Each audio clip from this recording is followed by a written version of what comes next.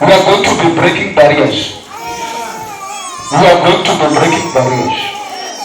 In the name of Jesus. Isaiah chapter 40 verse 8. Then I mention because of time. Praise the Lord.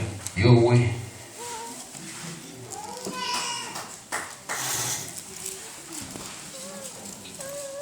So I'll be very quick, I'll be very brief. I'll be very quick, I'll be very brief. Isaiah chapter 40 verse 8. Then I should get on your show. Isaiah 40 verse 8. Uswa runooma. Ruwa rinosava. Asi shoko raMwari. Shoko raMwari wedu richagara nekusingaperi. Hallelujah. Last week ndo isho ndakabata nayo anditi ndikati chakakosha ishoko raMwari amawadiwa. That's why my sister, you will carry on with my message. I love it. Hallelujah. The word of God is what is most important. Ndikati zvimwe zvese zvaungatarisa nezvaungachiwa zvinoparara zvinopera. Hallelujah. But shoko raMwari hanzi rinogara nekusingaperi. The word of God abides forever. Harisakari, harineti, haridzoki kumashure, rinoramba riripo nekusingaperi. Hallelujah. The title of my message was Prepared, Packaged, and Positioned for Possession. Prepared, packaged, and positioned for possession. It's what? You must be prepared in order for you to be packaged. You must be packaged in order for you to possess.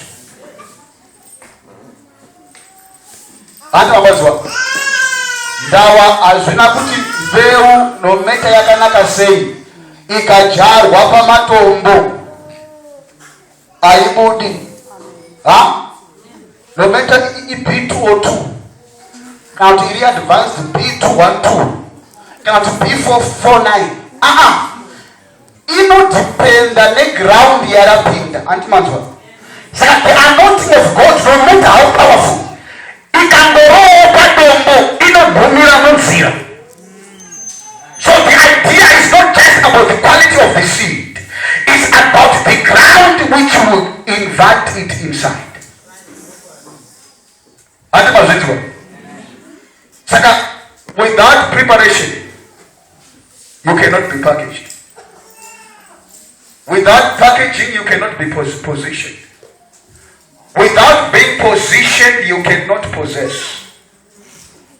Hallelujah. So I want to do groundwork to prepare ourselves so that we can be packaged in order to be positioned to possess. Hallelujah. Hallelujah. Amen. Hallelujah. Amen. Hallelujah. Amen. Inzwa ndaitaura zuro tikati difference ya T-boy na manager in level of information iri mumusoro. Under the same organization, but level of information that they have determines the blessing of an individual. Mazona. Company also benefit from what you know. Determines your blessing in that organization.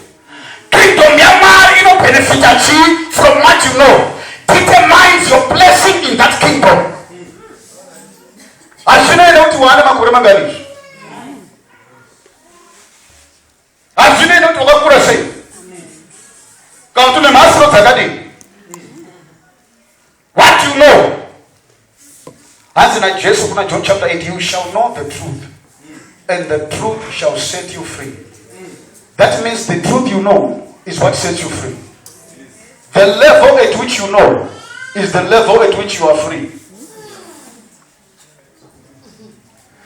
So if you know little, you are free little.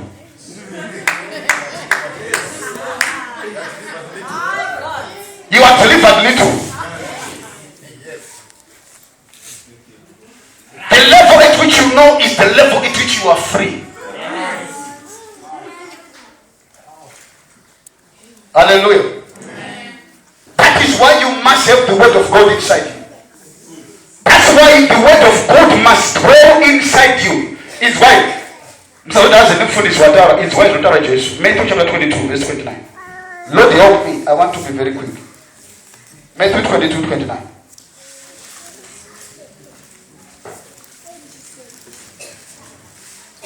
Mighty name of Jesus. Matthew 22, 29. You are sitting there, I'm seeing light on you.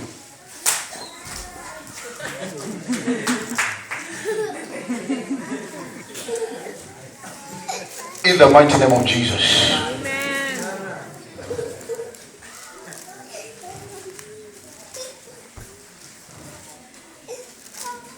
Matthew 22,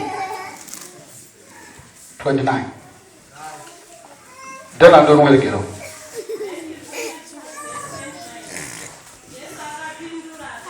Jesu akapindura akati kwavari, marashika nekusaziva magwaro.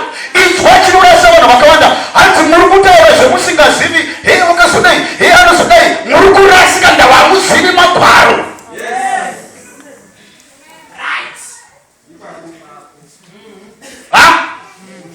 Vanhu vanokomenda zvakawanda. Aiwa dai adai so, munhu waMwari adai, munhu waMwari weshwere. Hauzivi, uri kurasika ndava magwaro, haumazivi.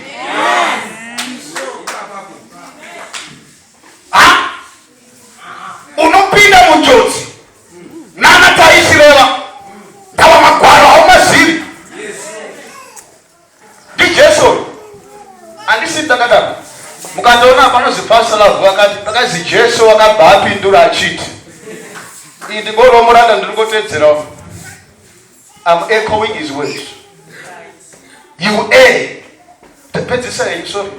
Ndinozodzoka ndo. Marashika nekusaziva magwaro. Kana simba raMwari. Do you see when people err?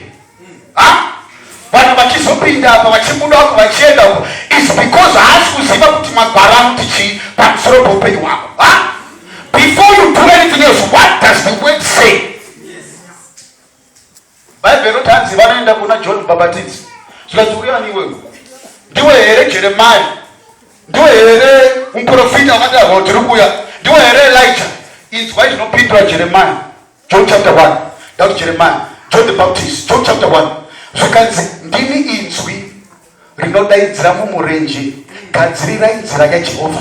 Munhu waiziva his identity through the word. Zvikanzi ndiwe Messiah here, ndiwe profita here. I am the voice of one calling in the wilderness. He was able to locate himself in the word. Kuti apa ndo pandinokwana apa ndini chaiyapo.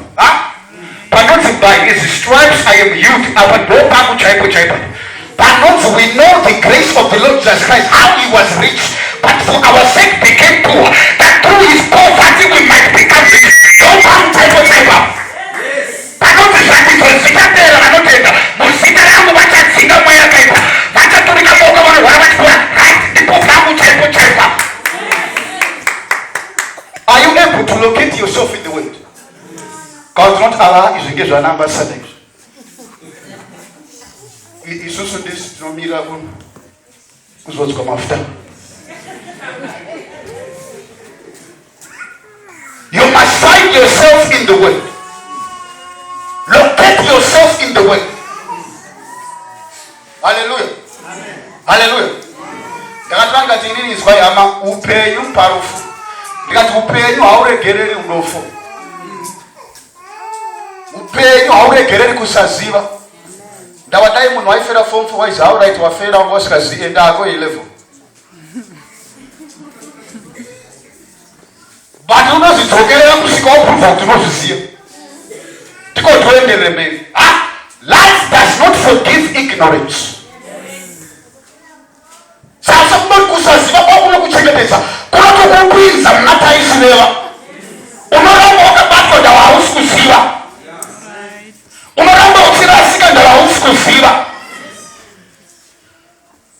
shall know the truth, and the truth shall set you free. Mwari unochema kuna Isaiah. Zvikanzi, because they lacked knowledge, my people have gone into captivity. Isaiah chapter 5 verse 18. Because they lacked knowledge, my people have gone into... Nekuti vakashaiwa ruzivo, vanhu vangu vakazvipinza muutapwa. Hallelujah. Hallelujah. You must get to a point whereby the word of God must have a stay in your life. And data last week ndikati pane chinonzi eka cheshipi chamunochiziva. Shipi chinoita kuti isatorwe nemvura. But yakagadzirwa nemapuranga wena. Inotoflota pamusoro pemvura kudai. Or corrugated iron, whatever they use. Mazuva ano hachashandisi mapuranga. Whatever they use. Unaona ichidai pamusoro pemvura. But pane painosvika yoita sei yakapamba so. Kuti chi nometa kuti mvura yaita sei haifambi. Koindawa shipi sikufamba, but kune mhepo yakadai. Pane chinodoneswa mumvura chinonzi eka. Chinobata boti kuti nometa kuzovhute zvakaita sei haifambi. Ndozvoita shoko raMwari izvozvo. Nometa vamwe vanhu vari kuita sei, nometa nharaunda yakaita sei, unofanira kunge uine standard yaunonga uinayo. Hakuna kuti wanzwa kuti hanzi vanhu vari kuba mazuva ano wobawo. Wanzwa kuti vanhu vari kuhura mazuva ano wohurawo. Wanzwa kuti vanhu vari kunyeka mazuva ano wonyepawo. You must have a standard.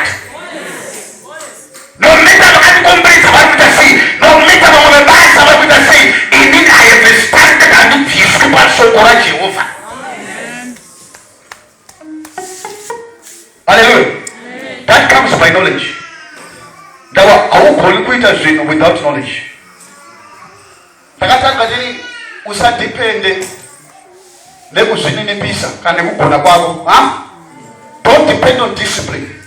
Depend on submission.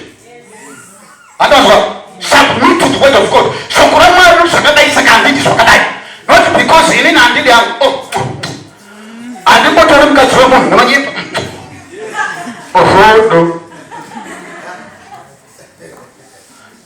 Nometa unozviti wakanaka stereki kana unogona stereki, pane nguva yaunozotokonywa pausingagoni wona. Saka don't depend on your ability or on your discipline. Depend on submission to the word of God. Shoko raMwari rinoti ndisabe ndisanyepe. Saka handinyepi ndawa shoko raMwari rinondirambidza. Kuti handiri kunyepa baini. Kubva handisi mudiki indazviziva handinyepi baini. Shoko raMwari harinditendedzi kunyepa.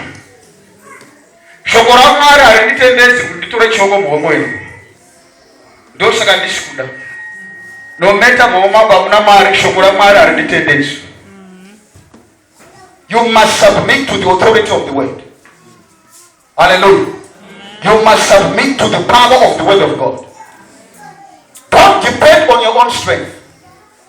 Hallelujah. Hallelujah, somebody. No matter vanhu vakukomberedza vari kuita sei, usasubmit kune zvakaipa. Last verse, Romans chapter 12, verse 2.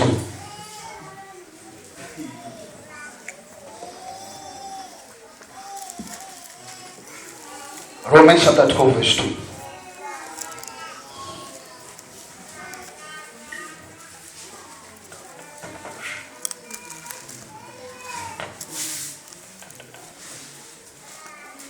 Romans chapter 12, verse 2.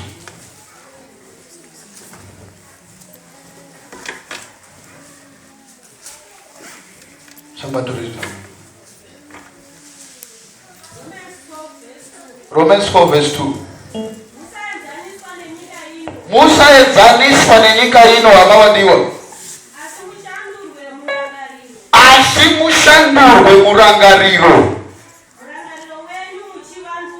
Murangariro wenyu muchiwandudzwa,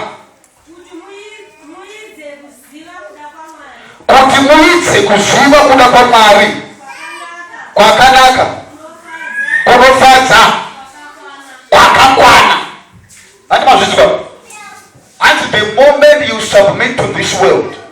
haukwanisi kuziva kuda kwaMwari.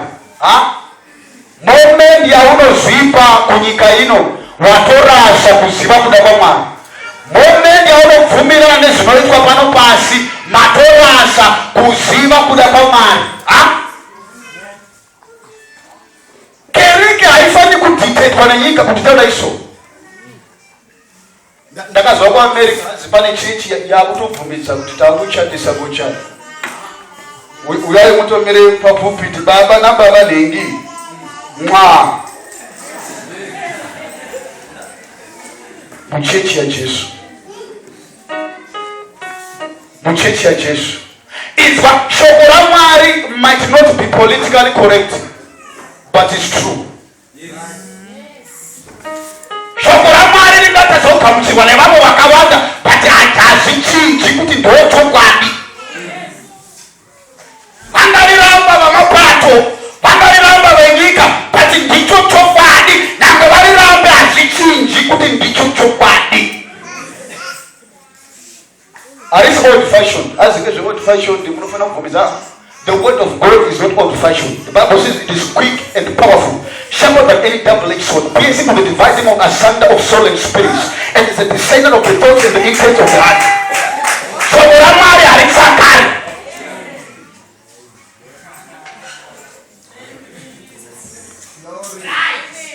Hallelujah. Amen. Are you backwards?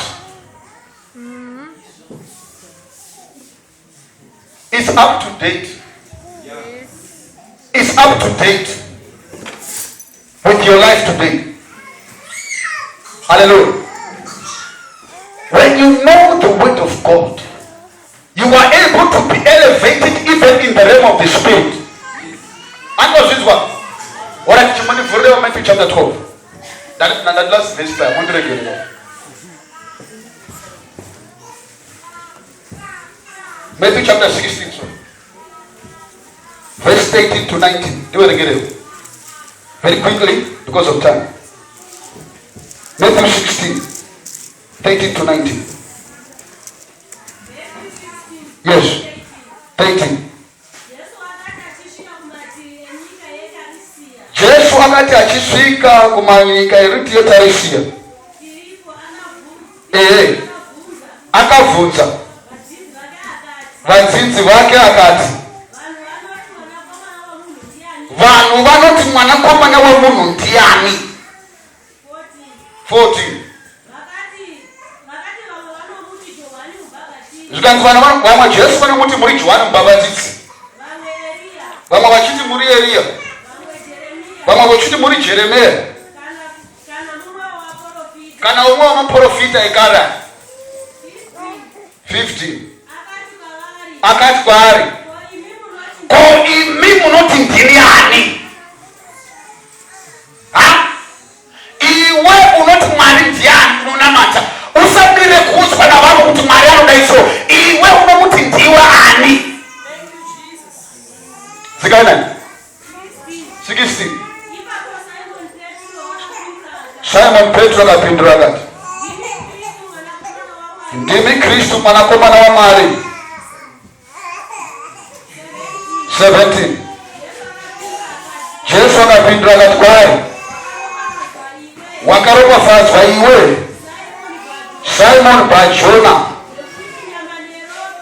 nekuti nyama neropa haina kukuzivisa izvozvo, asi Baba vangu vari kudenga. 18. Neni ndinoti kwauri, ndiwe Petro, pamusoro peruware urwu ndichawaka kereke yangu, musuo weHadhesi haangakukuriri. 19.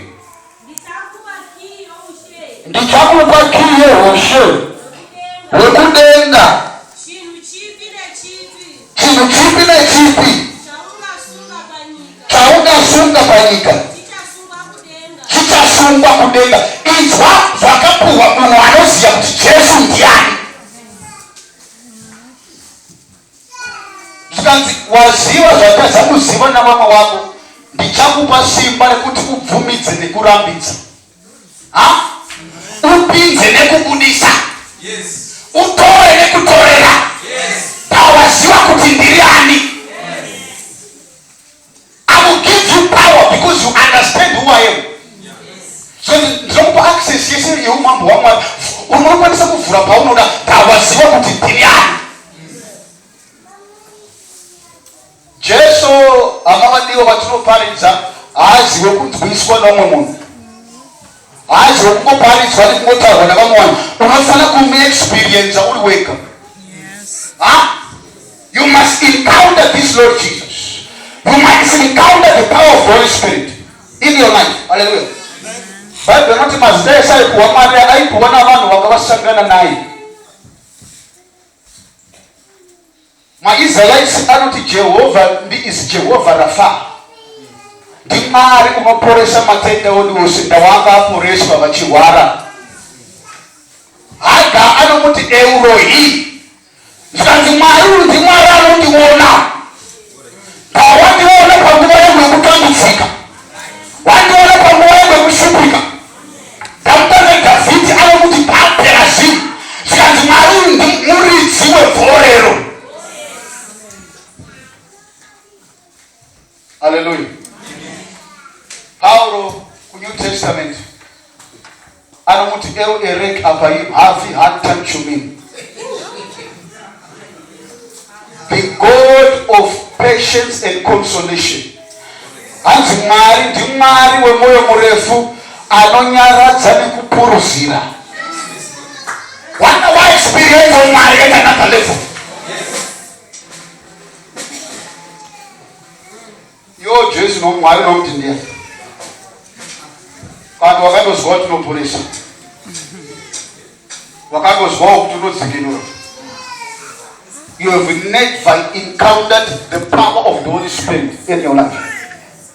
Hallelujah. From today, I want you to refuse.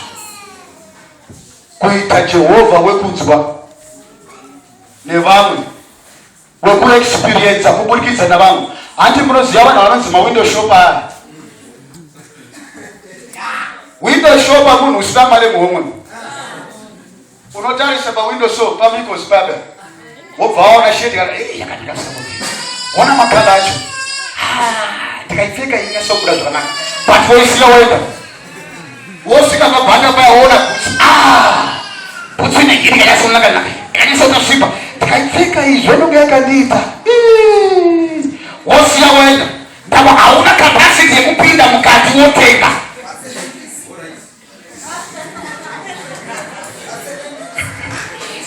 You are a window shopper. Kuchaira kuita Mwari wekuona paTV. Wondo zvinoitika izvi. But hausakombo experience womunana pamusoro poupenyu hwako. You are a window shopper. Muumambo hwaMwari. Ndava hauna capacity yekupinda mukati. Imari $35. Wotora bhutsu wopfeka woenda. Window shopper part my relevance. Zvakanaka sei. Sofa iri ndikarigarira here. TV ndikasiya musitting room mako akomana. Bye. Eish. Woenda. Tava hauna capacity yekupinda mukati wotenga. Ndoma Kristu akawanda tinoita zvinhu zvekushuvira. Tikambodira ini Mwari akandiporesa. Zvandinozoita ini ndikaita mari ini. Inini kana ndikatanga kuzwa mweya mutsvene inini. Ndikatanga kuprofita zvandinozoita haagoni. You are a window shopper. Uri kuita zvinhu zvekuona uri panze. You have no capacity to go inside and partake and buy. Bible inoti hanzi umambo hwaMwari haugamuchirwi nenyama neropa. You must believe in the Spirit for you to receive. Sit down. Understand His word. Walk by His word. and partake zvakarehwa mushoko raMwari. Paulo anodaga kuti ndinokusiyai kumaoko aMwari neshoko rake renyasha rine simba rekukuvakiridzai nekukupai nhaka kune avo vakaruramiswa. The word of God. So when it's time to pray, pray. When it's time to hear the word, hear the word. When it's time to worship God, worship God. When it's time to read your Bible, read your Bible. Hallelujah. Sorry, I'm just water. Okay, last verse. Judges chapter 7. Judges chapter 7. What is the killer Magana? Yani Mayo and Wele. Judges chapter 7. Kubapa 1 which is thank you, Jesus. Judges 7. Verse 1. Zvino Jerubbaali ndiye Gideon wakamuka mangwanani iye nevanhu vose aiva nayo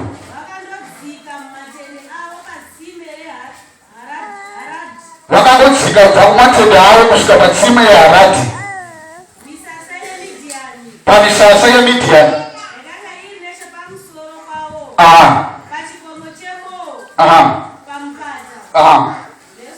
Verse 2. Jehovha akati kuna Gideon, vanhu vawinawo wakawandisa. Is why Gideon akazoenda kuhondo naMwari kunorwa navanhu 135,000. Bhaibheri rinoti hanzi vanouya kudaira kuti hande kuhondo vanhu 32,000. 32,000 vada kurwa navanhu 135,000 times 3.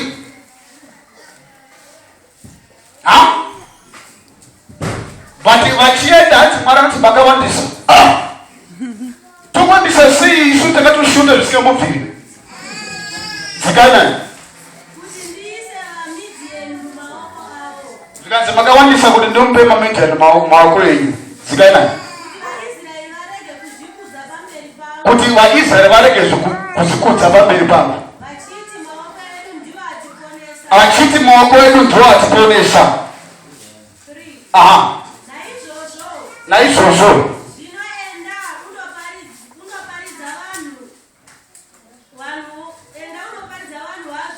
enda unoparidza vanhu vazvinzwe uti ani nani anotya unodedera kadzokere hake kumba. Zvikanzi Gideoni muri 32,000 but pakati penyu pane mwende.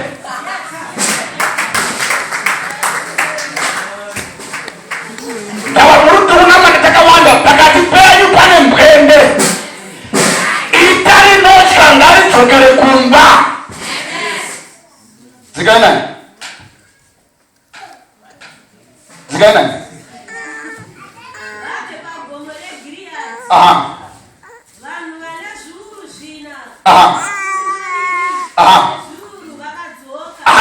Zvikanzi 22,000 wakabva vati takuenda upa pa 32,000 22,000 dzanga dziri mwende 22,000. Imuruti tine mabradha nemasista vatunamada ndavapana nezviripo. Hapana chiripo chiri mukati kugwedagweda kutya kumisa pamberi sobara. Zvikanzi Gideon wena beta vana vasara 22,000 vakatiza kudzoka ukasara 10,000. Zikanani? 10,000 ndo wakasara. Jehovha akati kuna Gideon, makachatowandisa nanhasi. Jehovha 10,000 against 135,000. 10,000 kuti takawandisa. Now haiziye namba wena.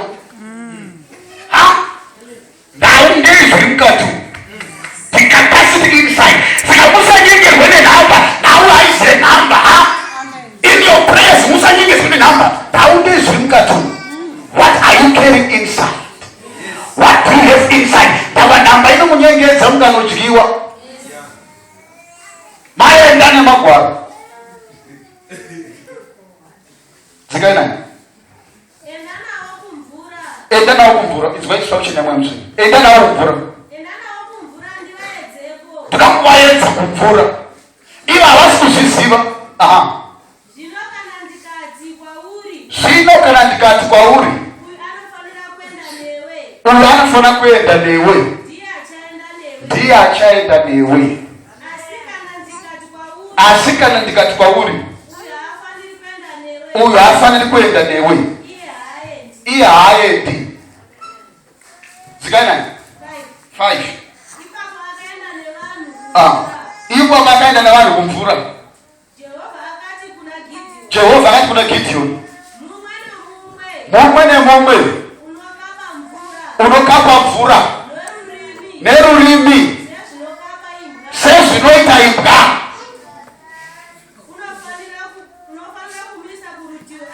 ngaende kusaidi ari ega. Saizvozvo mumwe nemumwe anopfugama namabvi ake pakumwa. 6 verse.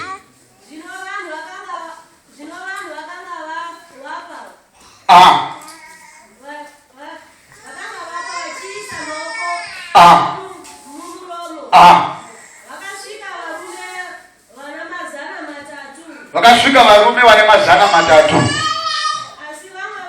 asi vamwe vavo vakapfugama namabvi pakumwa mvura. Zvikadzidzwa Gideon, pavanhu vako vauinavo 10,000 vasara iwavo, ndira kuti vaende navo kumvura. Ndira kupa instruction, ndira kuketera ipapo. Vaenda navo kumvura, ndira kuti utarise. Pane vamwe vanoita zvekukotama nemavhu achizvikunanzva mvura kudai isosembwa, vaise kusaidi.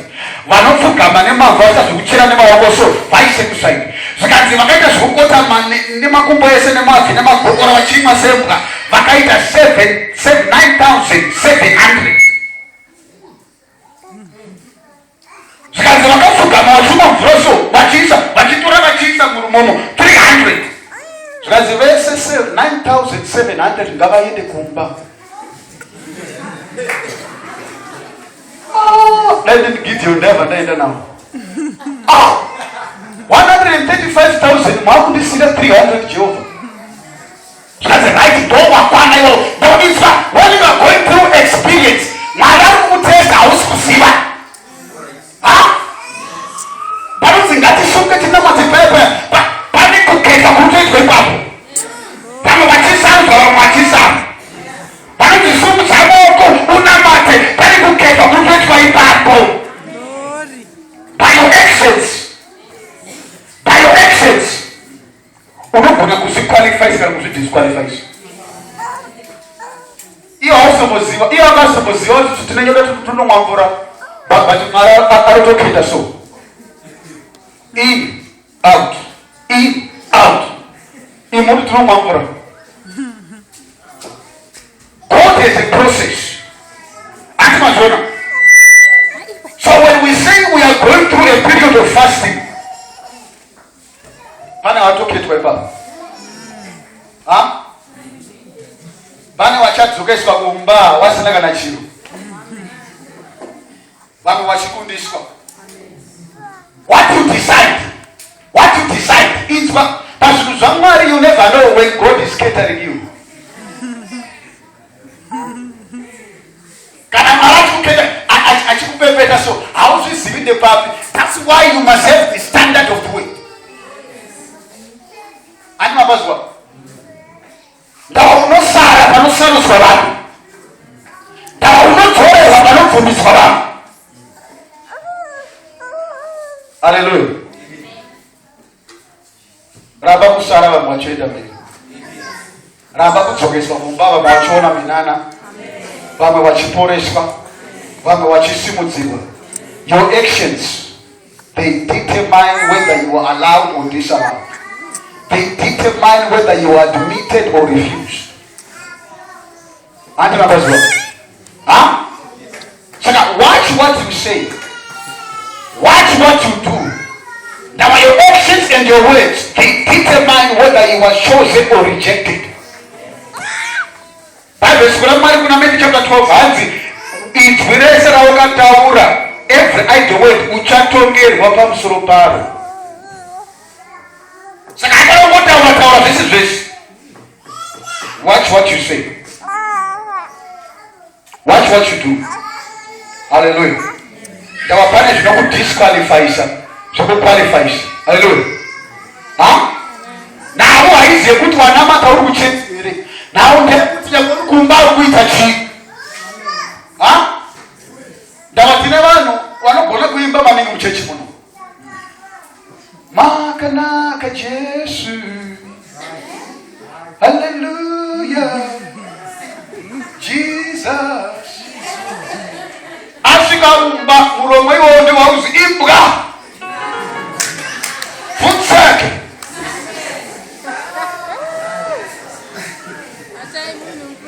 Bali ndima wote makanaka Jesu. Hallelujah. Zikazi James inzwa chitubu chinobudisa mvura inowawa achibudisi inonaka. That is why you see some people vanonamata but munamacho haina simba. Vanodeclare but the declarations hadzina simba. They are two-sided, two-minded. Muromo iwo kuita makuwa ndoro tasi mustara Jesu ndinoraira zvakati. Busy kuita makuwa. Hapana zvokuita. Very sorry. Hapana zvokuita. Busy kunyepa. I bind in the name of Jesus. I crush you.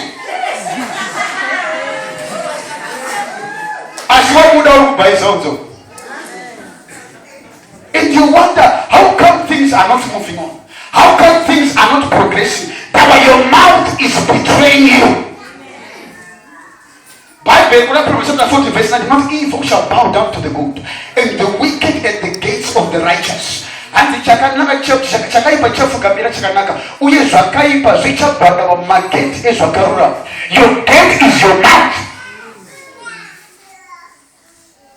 Consistency determines what you handle in the spirit. Anabazwa. Anzina James munhu ane pfungwa mbiri ngaasafungidzire kuti achawana chinhu kubva kuna Jehovha. Ndakuzvitangira kuti kwese hausi muenzi. Hapana kune chausingazivi. Ukasangana nemadoro mamawirana ndiwe number 1. Ukasangana nampera lembivi ndiwe number 1. Panoroiwa ndiwe number 1. Panorumbidzwa ndiwe futi uri pamberi number 1. And you are expecting a miracle. As a double-minded individual must not expect to receive anything from the Lord. Consistency. By consistency, the battle between the water and the stone, the water wins. Zikanzanzi kwataisa mvura nedombo so. Dombo rakasimba kupinda mvura. But nekuda kuti mvura ikaramba ichira, una dombo rinopera mbicha na mbicha. Because of consistency. Consistency. By consistency. In the battle between the water and the stone, the water always wins. Saka naunge kuti wakamira pa standard yeshoko la Mari. No matter vambonyepa, reketsa kunyepa, you must maintain a standard. Hallelujah. Amen. Hallelujah. Amen. Out in the name of Jesus. Out in the name of Jesus. But the realm of the spirit will recognize. You don't recognize the song. It's unonyepa it. Ndawo ukatopulisa mvura inonaka pechimbobuda mvura inowawa. Mvura inonaka ya inokontaminwa yotanga kuwawa. Saka uri komanda but command yako hapana zviri kubuda ndawa. It is corrupted by your words yaunotaura kudhara. Ati mazona. You must have a standard. You must maintain a way of doing things that is regulated by the word of God. Otherwise, you have no authority there, no power there.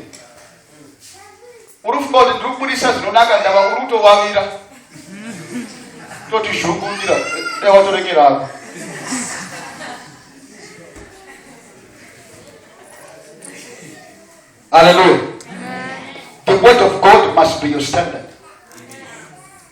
The word of God must be your standard. Watch what you say. Watch what you do. You must maintain a standard. In the way that you act, in the way that you talk, in the way that you behave.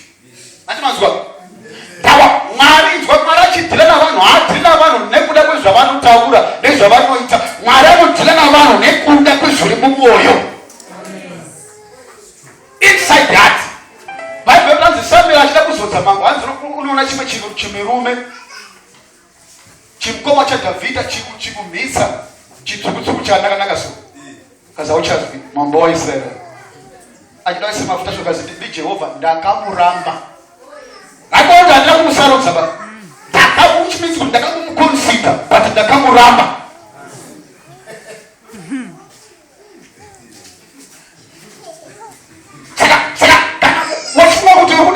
in the name of Jesus I crush, I bind, I do this. God is looking at that. What is your heart saying?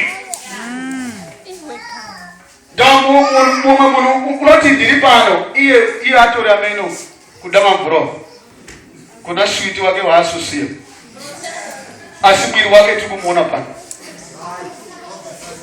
mununo yachidi ndukumba mari yangu but mumoyo waka ibata so wakana tenduraso uri ndasia mane but uri tsoka nayo ivi ngoya sano tamoro mako uchinayo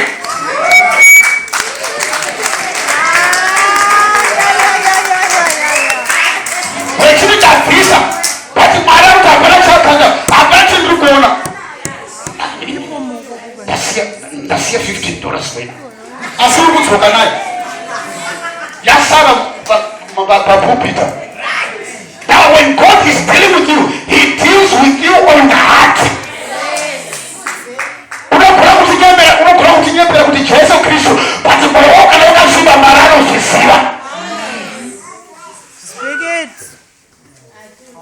It's the issues of the heart. Yes.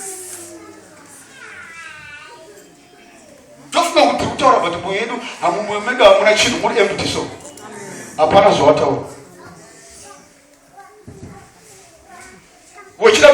Uchienda kusakuva so moyo wako uri kudanga mvura uchiri kudanga mvura even though uri kwenda kusakuva but moyo wako uchiri kudanga mvura uri fuma kuti ndiri confessa in the name of Jesus chakati but moyo wako kana wakasara ya ausati watenga kutaura. When God is dealing with you, He deals with you in the matters of the heart. He looks at that, the inward man, but inside, those not out. Like this one, but so Abraham, Abraham and Isaac, and it. Why not Isaac? Manawako is a deep altar. Bible answer, Abraham is Isaac altar so. Abraham bane banga. Bible answer, Abraham reketsa. Reketsa tarisa uone pale chigotora chirapa tora ura yusipata bana wanafuna kuti Mwari akasipeya Isaac kuti Abraham asaura Isaac ukaona kuna Roma 4 kuti Isaac na Abraham wakasacrifice Isaac pa altar dawa bana kusauta mama kuti dakutoisa Isaac pa altar dakutombene banga wakasacrifice kuta kazi na Mwari wato sacrifice kudara chizadzisa nechigotora ichipa nyama ndawa Isaac pamweya wandipa kudara.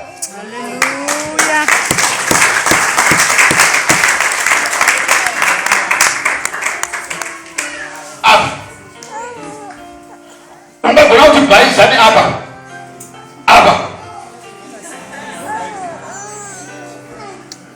unogona kutibhaisa nekubata-bata mumaoko but awa ndopakakosha ipapo, ndopakakosha ipapo. Ndaiudza vanhu zuro ndikatinzwa gospel raJesu ndosaka tisingapi vanhu mutemo musadai musapfeke zvakadai itai kudai. Tava gospel raJesu rakasiyana neOld Testament. Old Testament yaitaura mitemo yezvinhu zvepanze kuti munhu akaita zvinhu zvepanze zozochinja munhu mukati.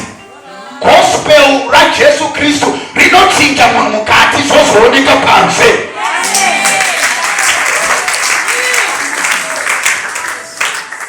The law dealt with the outside going inside. The gospel deals with the inside going outside. That is why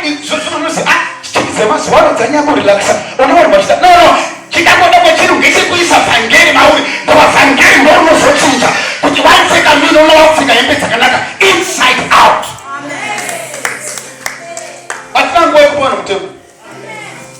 That is not the gospel. The gospel changes you from the inside, and we will see from the outside the gospel about it. Hallelujah. Let us stand up. Whatever you do from today, your actions must agree with your heart. And what? Uchuya pano kuzurupa.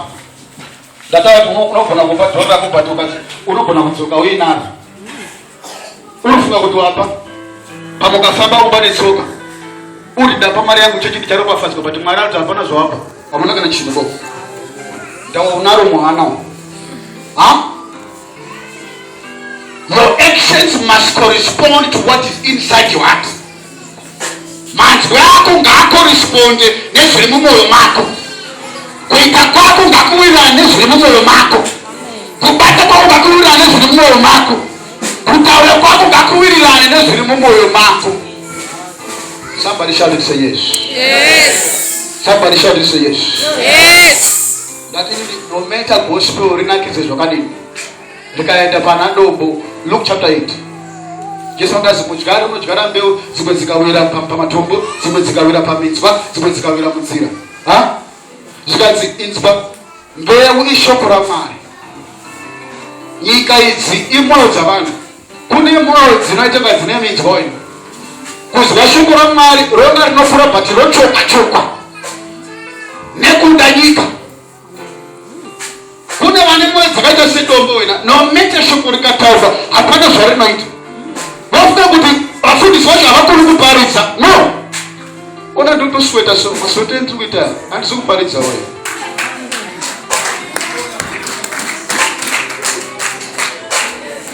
The condition of your heart. The condition of your heart. Don't want to know. Amen. Chomisa minana. Chinomisa kuita kwa Mwari kwakanaka. Moyo wako wakapawa here kugamuchira kubata kwa Mwari.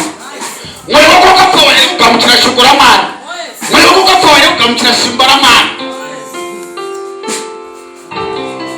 Unaona vamwe tuchiti receive the glory of God.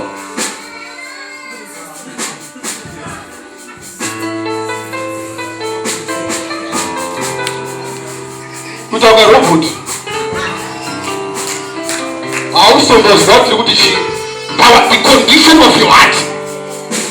From today, I want you to condition your heart. Kuti shoko raMwari rikadyarwa riwe nezvibereko.